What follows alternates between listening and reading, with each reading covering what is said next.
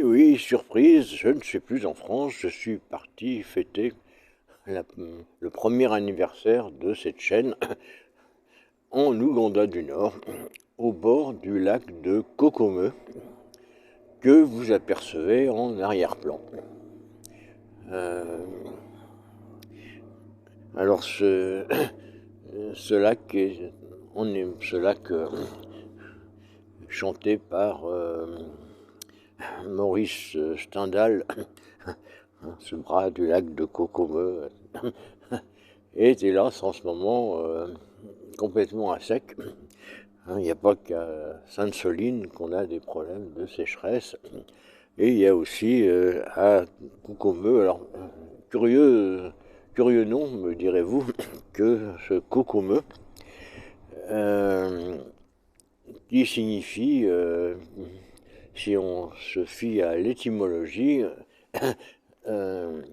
off de vache. Kokome, dialecte local évidemment.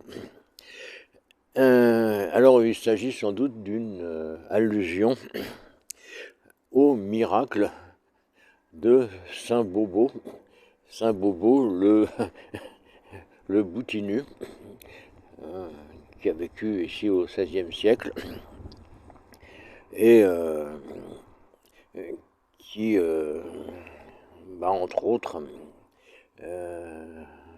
est parvenu à faire pondre des vaches le jour de Pâques, tous les ans, pendant toute sa vie. Enfin,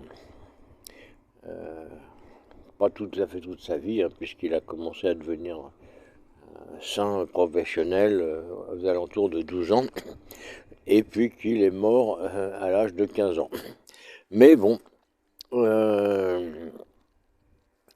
c'est donc lui qui, le premier, a initié ce qui, paraît-il, pourrait être un mythe. Ben, je ne pense pas, pourquoi pas des œufs de vache. Et c'est également lui qui a performé un autre miracle, à savoir qu'il est parvenu à vider le lac alors qu'il était poursuivi par les armées de Maurice Pharaon, un chef de tribu local. Donc ce Saint Bobo monté sur son fidèle zébreux, une sorte de cheval rayé, s'est engagé sur le lac. Il a supplié le Seigneur de vider les eaux, ce que le Seigneur a fait, parce que le Seigneur était de bonne composition à l'époque. Et puis, j'enregistre. Et puis, quand les troupes de Maurice Pharaon sont arrivées, le lac s'est à nouveau rempli en noyant tous ces malheureux agresseurs. Et assez bizarrement, depuis cette époque, toutes les 6 heures, le même phénomène se reproduit. Là, vous êtes en période de vidange. Et puis, dans 6 heures, le lac sera à nouveau plein. C'est un phénomène très étrange que peu de gens connaissent, en fait.